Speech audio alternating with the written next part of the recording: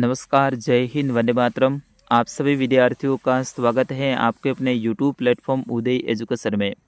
विद्यार्थियों, आज के इस वीडियो में लेके आया हूँ अर्धवार्षिक परीक्षा सत्र 2024-25 की दृष्टि से इम्पोर्टेंट कक्षा 6 का हिंदी विषय का पेपर, जो कि आपके आने वाले अर्धवार्षिक परीक्षा की दृष्टि से वेरी मोस्ट इम्पोर्टेंट रहने वाला है और आप सभी विद्यार्थियों के लिए वरदान साबित होने वाला है। विद्यार्थियों, आपके हिंदी का पेपर कौन सी दिनांक को है, आप कमेंट करके ज़रूर लिखिएगा, बताइएगा आपको कौन सी तारीख को हिंदी का पेपर है। चलिए आज के इस वीडियो की शुरुआत करते हैं। पहला प्रश्न, रस से खा लेती है चिड़िया, क्या खा लेती है? तो विद्यार्थियों, इसका सही आंसर होगा जुड़ी के दाने। दूसरा प्रश्न है, कॉर्निस पर चिड़िया के कितने अंडे थे? तो 3 अंडे थे। कितने थे? 3 अंडे।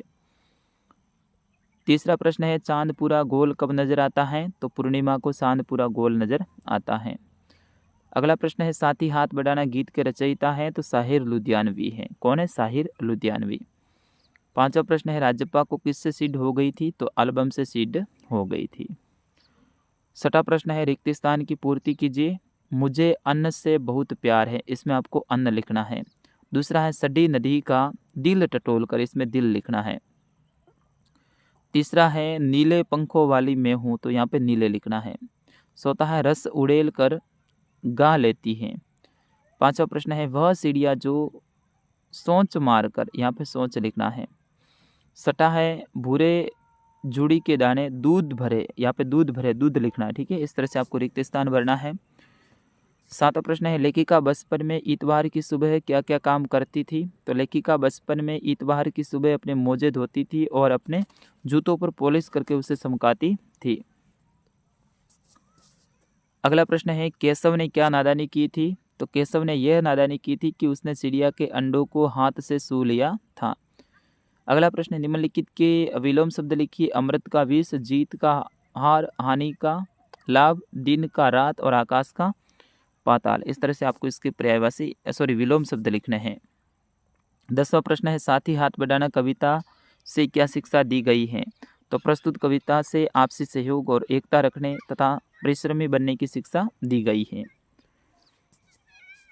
11वां प्रश्न है, माँ मोहन के ऐसे ऐसे कहने पर क्यों घबरा रही थी? तो मोहन के ऐसे ऐसे कहने पर माँ इसलिए घबरा रही थी क्योंकि वह बीमारी का नाम नहीं बता रहा था। वह केवल पेट पर हाथ रखकर जोर जोर से करा रहा था और माँ ऐसे ऐसे कोई भयानक बीमारी समझ रही थी। अगला प्रश्न है, राजप्पा ने नागराजन का टिकट एल्बम अंगीठी में क्यों डाल दिया था? तो इसका सही आंसर होगा, सांकल खटखटाने की आवाज़ सुनकर राजप्पा ने सोचा कि पुलिस आ गई है, तलाशी लेने पर वह पकड़ा जा सकता है, इसलिए उसने नागराजन का एल्बम अंगीठी में डाल दिया था। फिर उसके बाद में अगला प्रश्न है, सुभद्रा कुमारी चौहान लक्ष्मीबाई को मर्दानी क्यों कहती हैं? तो इसका सही आंसर होगा, रानी लक्ष्मीबाई ने वीर मर्दों अर्थात योद्धाओं की तरह अंग्रेजों से युद्ध किया, अत्यधिक वीरता दिखाकर झांसी की रक्षा करने का प्रयास किया, इसलिए कवित्री उसे मर्दानी कहा है। अगला प्रश्न है, प्रश्न संख्या 14, प्रकृति का जादू किसे कहा गया है? तो तरह तरह के पेड़ पौधों की बनावट, वस्तुओं का परिवर्तन, वसंत में फूलों का खिलना, पंखुड़ियों की मलकती सतह, बागों में गाते हुए पक्षी, कल कल करते बहते झरने, चीड़ की पत्तियों, घास से ढके हुए मैदान आदि सब प्रकृति का जादू कहा गया है। 15वां प्रश्न है, लाखों करोड़ों वर्ष पहले हमारी धरती कैसी थी? तो लाखों करोड़ों वर्ष हमारी धरती अत्यंत गर्म थी, इस कारण इस पर कोई जीव जंतु तथा जानदार चीज है वो नहीं रह सकती थी। 16वां प्रश्न है, कविता में सबसे छोटे होने की कल्पना क्यों की गई है? क्योंकि कविता में सबसे छोटे होने की कल्पना इसलिए की गई है कि बच्चों को हमेशा माँ के साथ उसका दुलार प्यार भी मिलता रहता है। अगला प्रश्न है, लोकगीतों की प्रमुख विशेषताएं क्या होती हैं, बताइए। तो ये लोकगीत गांवों कस्बों में के संगीत हैं, ये त्योहार और विशेष अवसरों पर गाए जाते हैं।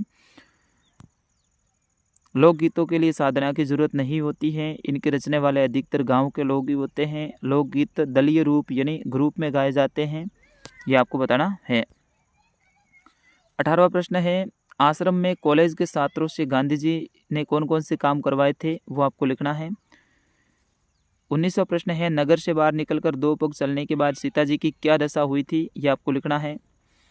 20वां प्रश्न, अपने प्रधानाध्यापक जी को शुल्क मुक्ति हेतु प्रार्थना पत्र लिखना है। इस तरह से आप प्रार्थना पत्र लिख दीजिएगा। और 21वां प्रश्न है, निम्न में से किसी एक विषय के ऊपर 200 शब्दों में निबंध लिखना है। स्वतंत्रता दिवस, होली, मेरे प्रिय शिक्षक। तो विद्यार्थियों, ये पूरा पेपर मैंने बता दिया आपको। कक्षा 6 का आपके आने वाले अर्धवार्षिक परीक्षा की दृष्टि से वेरी मोस्ट इम्पोर्टेंट रहेगा। आप राजस्थान के साई किसी भी ज़िले से निवास करते हो, जयपुर, जालौर, बाड़मेर, कोई भी ज़िला हो आपका, तो आपके सभी ज़िलों के लिए ये इम्पोर्टेंट पेपर रहेगा। तो विद्यार्थियों, मिलते हैं अगले प्रश्न पत्र में।